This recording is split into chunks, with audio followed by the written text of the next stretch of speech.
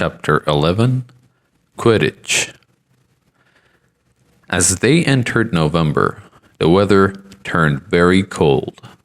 The mountains around the school became icy gray, and the lake like chilled steel. Every morning the ground was covered in frost. Hagrid could be seen from the upstairs windows defrosting broomsticks on the Quidditch field. Bundled up in a long moleskin overcoat, rabbit fur gloves, and enormous beaver skin boots. The Quidditch season had begun. On Saturday, Harry would be playing on his first match after weeks of training, Gryffindor versus Slytherin. If Gryffindor won, they would move up into second place in the house championship. Hardly anyone had seen Harry play because Wood had decided that, as their secret weapon, Harry should be kept well secret. But the news that he was playing Seeker had leaked out somehow, and Harry didn't know which was worse. People telling him he'd be brilliant, or people telling him they'd be running around underneath him holding a mattress. It was really lucky that Harry now had Hermione as a friend. He didn't know how he'd have gotten through all his homework without her. What with all the last-minute Quidditch practice Wood was making them do. She had also lent him Quidditch Through the Ages, which turned out to be a very interesting read. Harry learned that there were 700 ways of committing a Quidditch foul, and that all of them had happened during a World Cup match in 1473. That Seekers were usually the smallest and fastest players, and that most serious Quidditch accidents seemed to happen to them. That although people rarely died playing Quidditch, referees had been known to vanish and turn months later in Sahara Desert. Hermione had become a bit more relaxed about breaking rules since Harry and Ron had saved her from the mountain troll, and she was much nicer for it. The day before Harry's first Quidditch match, the three of them were out in the freezing courtyard during break, and she had conjured them up a bright blue fire that could be carried around on a jam jar. They were standing with their backs to it, getting warm, when Snape crossed the yard. Harry noticed at once that Snape was limping. Harry, Ron, and Hermione moved closer together to block the fire from the view. They were sure it wouldn't be allowed. Unfortunately, something about their guilty faces caught Snape's eye. He limped over. He hadn't seen the fire, but he seemed to be looking for a reason to tell them off anyway. "What's it you've got there, Potter?" It was Quidditch Through the Ages. Harry showed him. "Library books are not to be taken outside the school," said Snape. "Give it to me. 5 points from Gryffindor." "He just made that rule up," Harry muttered angrily as Snape limped away. "Wonder what's wrong with his leg." "Dunno, but I hope it's really hurting him," said Ron bitterly. The Gryffindor common room was very noisy that evening. Harry, Ron, and Hermione sat together next to a window. Hermione was checking Harry and Ron's charms homework for them. She would never let them copy. How will you learn? But by asking her to read it through, they got the right answers anyway. Harry felt restless. Harry wanted Quidditch Through the Ages back, to take his mind off his nerves about tomorrow. Why should he be afraid of Snape? Getting up, he told Ron and Hermione he was going to ask Snape if he could have it.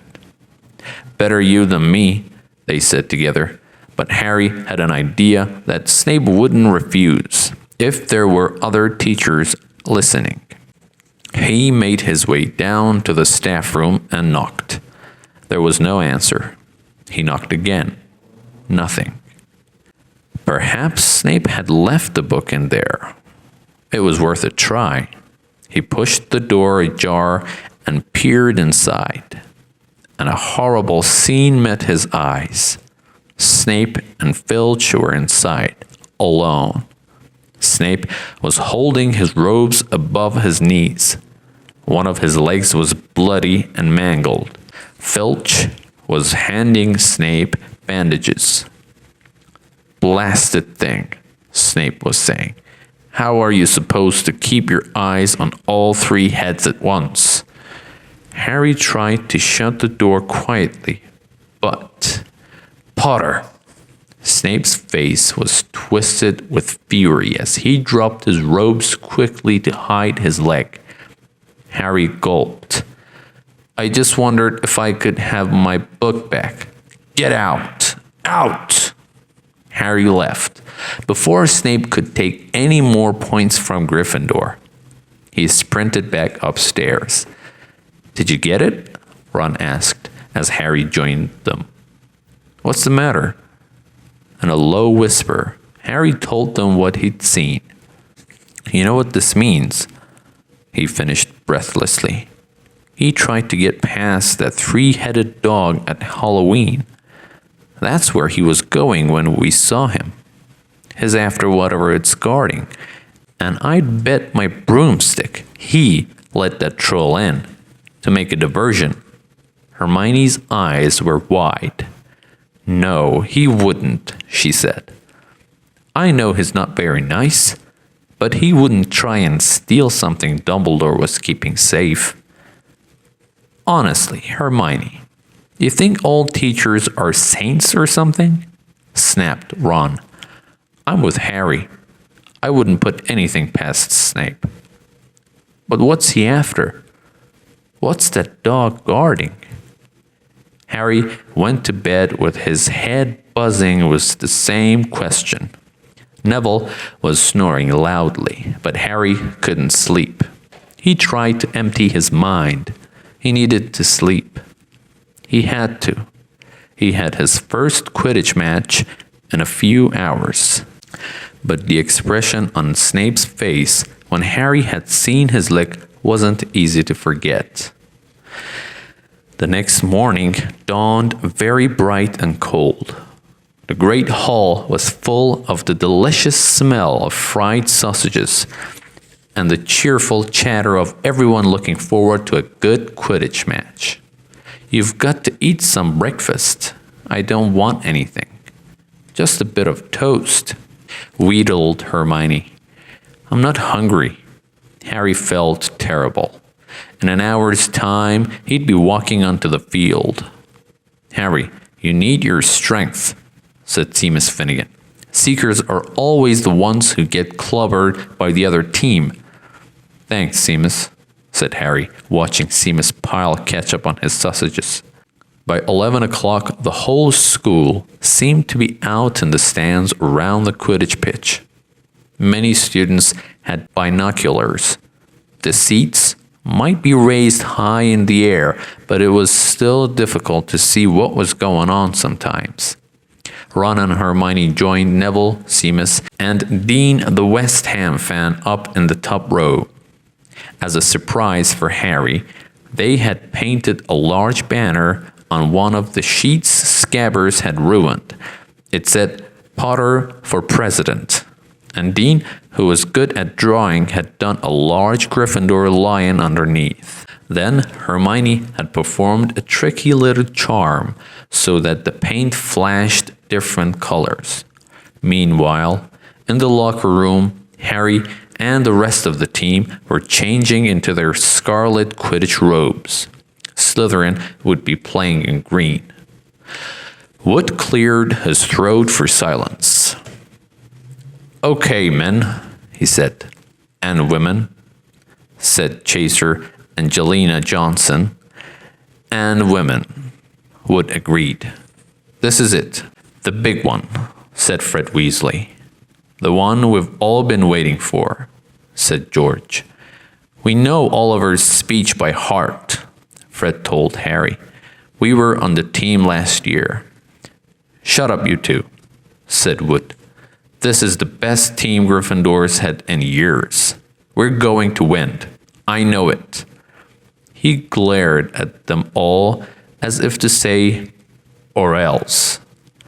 Right, it's time. Good luck, all of you. Harry followed Fred and George out of the locker room and, hoping his knees weren't going to give way, walked onto the field to loud cheers. Madam Hooch was refereeing. She stood in the middle of the field waiting for the two teams, her broom in her hand. Now, I want a nice fair game, all of you, she said, once they were all gathered around her. Harry noticed that she seemed to be speaking particularly to the Slytherin captain, Marcus Flint, a fifth year. Harry thought Flint looked as if he had some troll blood in him. Out of the corner of his eye, he saw the fluttering banner high above, flashing Potter for president over the crowd. His heart skipped. He felt braver. Mount your brooms, please. Harry clambered onto his Nimbus 2000. Madam Hooch gave a loud blast on her silver whistle. 15 brooms rose up, high, high into the air. They were off, and the quaffle is taken immediately by Angelina Johnson of Gryffindor. What an excellent chaser that girl is, and rather attractive too. Jordan! Sorry, Professor. The Weasley twins' friend, Lee Jordan, was doing the commentary for the match, closely watched by Professor McGonagall. And she's really belting along up there. A knee pass to Alicia Spinnet, a good find of Oliver Wood's, last year only reserved back to Johnson. And no, the Slytherins have taken the quaffle. Slytherin captain Marcus Flint gains the quaffle and off he goes. Flint flying like an eagle up there. He's going to no. Stopped by an excellent move by Gryffindor keeper Wood, and the Gryffindors take the quaffle. That's chaser Katie Bell of Gryffindor there. Nice dive around Flint.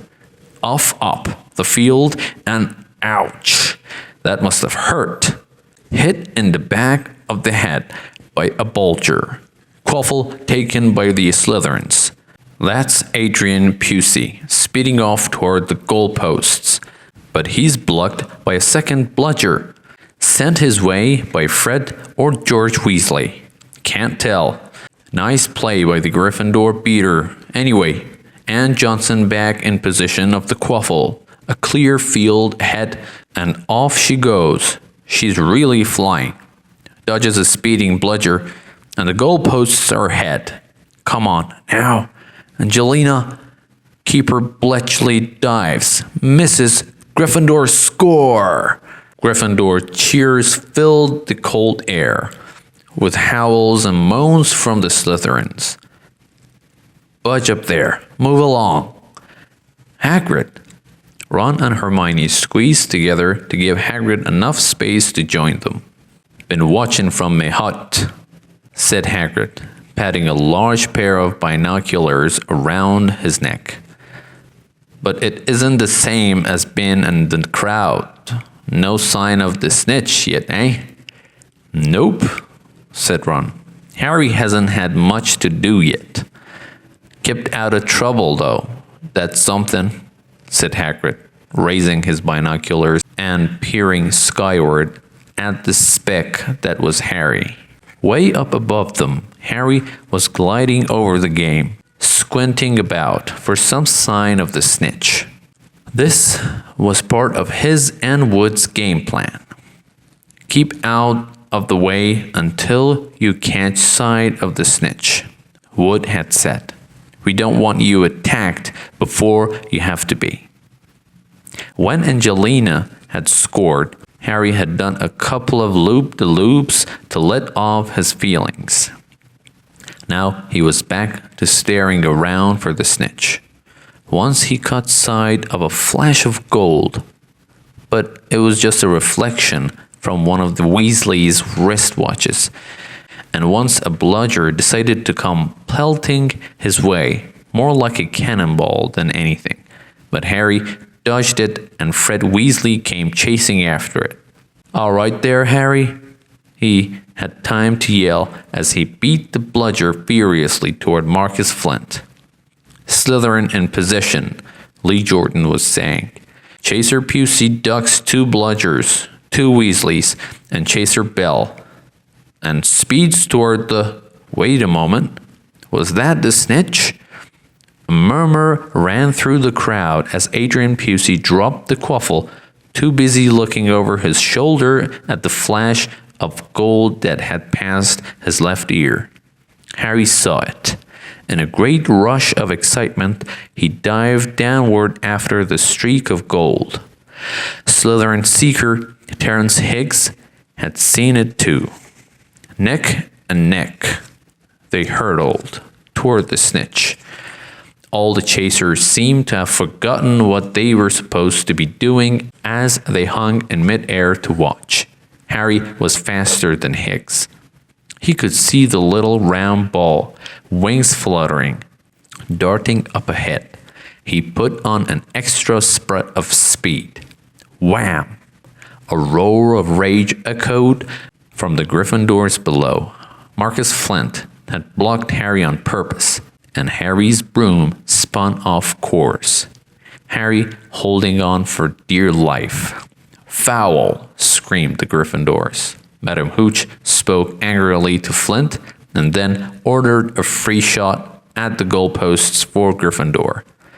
But in all the confusion, of course, the golden snitch had disappeared from sight again. Down in the stands, Dean Thomas was yelling, "Send him off, ref! Red card!" "What are you talking about, Dean?" said Ron. "Red card," said Dean furiously. "In soccer, you get shown the red card and you're out of the game." "But this isn't soccer, Dean," Ron reminded him. Hagrid, however, was on Dean's side. "They oughta change the rules. Flint could have knocked Harry out of the air." Lee Jordan was finding it difficult not to take sides. "So, after that obvious and disgusting bit of cheating..." "Jordan," growled Professor McGonagall. "I mean, after that open and revolting foul..." "Jordan, I'm warning you." All right. Flint nearly kills the Gryffindor Seeker, which could happen to anyone, I'm sure. So, a penalty to Gryffindor, taken by Spinet, who puts it away, no trouble, and we continue play. Gryffindor still in position. It was as Harry dodged another bludger, which went spinning dangerously past his head, that it happened. His broom gave a sudden, frightening lurch. For a split second, he thought he was going to fall. He gripped the broom tightly with both hands and knees. He'd never felt anything like that. It happened again. It was as though the broom was trying to buck him off. But Nimbus 2000s did not suddenly decide to bug their riders off. Harry tried to turn back toward the Gryffindor goalposts. He had half a mind to ask Wood to call timeout, and then he realized that his broom was completely out of his control. He couldn't turn it, he couldn't direct it at all. It was zigzagging through the air, and every now and then making violent swishing movements that almost unseated him. Lee was still commentating. Slytherin in position. Flint with the quaffle. Passes Spinet. Passes Bell. Hit hard in the face by a bludger. Hope it broke his nose. Only joking, Professor. Slytherin's score. Oh no. The Slytherins were cheering. No one seemed to have noticed that Harry's broom was behaving strangely. It was carrying him slowly higher away from the game, jerking and twitching as it went. "Don't know what Harry thinks he's doing," Hagrid mumbled. He stared through his binoculars. If I didn't know better, I'd say he'd lost control of his broom. But he can't have. Suddenly, people were pointing up at Harry all over the stands. His broom had started to roll over and over, with him only just managing to hold on. Then, the whole crowd gasped. Harry's broom had given a wild jerk, and Harry swung off it. He was now dangling from it, holding on with only one hand. Did something happen to him when Flint blocked him? Seamus whispered.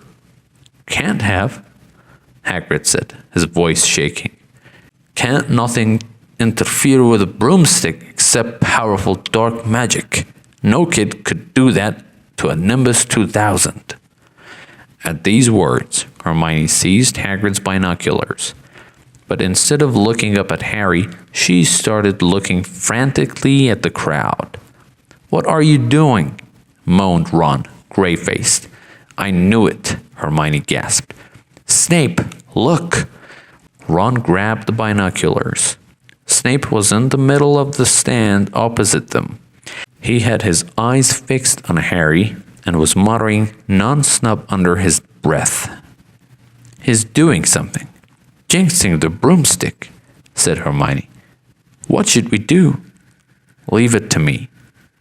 Before Ron could say another word, Hermione had disappeared. Ron turned the binoculars back on Harry. His broom was vibrating so hard, it was almost impossible for him to hang on much longer.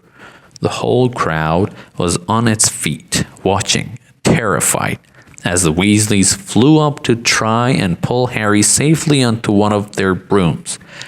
But it wasn't no good. Every time they got near him, the broom would jump higher still. They dropped lower and circled beneath him, obviously hoping to catch him if he fell. Marcus Flint seized the quaffle and scored 5 times without anyone noticing. Come on, Hermione, Ron muttered desperately. Hermione had fought her way across to the stand where Snape stood, and was now racing along the row behind him. She didn't even stop to say sorry as she knocked Professor Quirrell headfirst into the row in front. Reaching Snape, she crouched down, pulled out her wand, and whispered a few well-chosen words. Bright blue flames shot from her wand onto the hem of Snape's robes. It took perhaps 30 seconds for Snape to realize that he was on fire. A sudden yelp told her she had done her job. Scooping the fire off him into a little jar in her pocket, she scrambled back along the row. Snape would never know what had happened. It was enough. Up in the air, Harry was suddenly able to clamber back onto his broom. Neville, you can look, Ron said. Neville had been sobbing into Hagrid's jacket for the last 5 minutes. Harry was speeding toward the ground when the crowd saw him clap his hand to his mouth as though he was about to be sick. He hit the field on all fours, coughed, and something gold fell into his hand. I've got the snitch, he shouted, waving it above his head, and the game ended in complete confusion. He didn't catch it, he nearly swallowed it. Flint was still howling 20 minutes later, but it made no difference. Harry hadn't broken any rules, and Lee Jordan was still happily shouting the results. Gryffindor had won by 170 points to 60. Harry heard none of this, though. He was being made a cup of strong tea back in Hagrid's hut, with Ron and Hermione. It was Snape, Ron was explaining. Hermione and I saw him. He was cursing your broomstick, muttering. He wouldn't take his eyes off you. Rubbish, said Hagrid, who hadn't heard a word of what had gone on next to him in the stands. Why would Snape do something like that? Harry, Ron, and Hermione looked at one another, wondering what to tell him. Harry decided on the truth. I found out something about him, he told Hagrid. He tried to get past that three-headed dog on Halloween. It bit him. We think he was trying to steal whatever it's guarding. Hagrid dropped the teapot.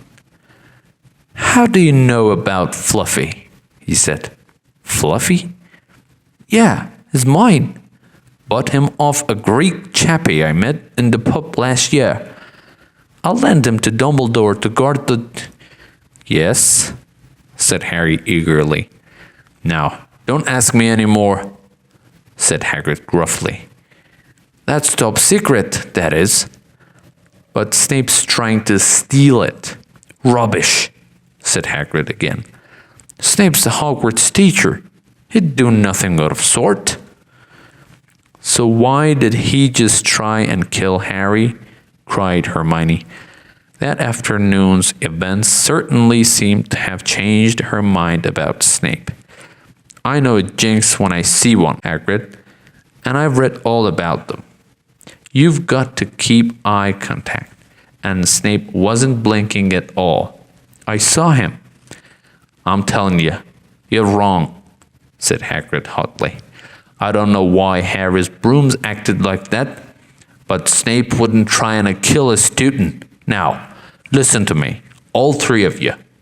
You're meddling in things that don't concern you. It's dangerous. You forget that dog, and you forget what it's guarding. That's between Professor Dumbledore and Nicholas Aha, said Harry. So there's someone called Nicholas Flamel involved, is there? Hagrid looked furious with himself.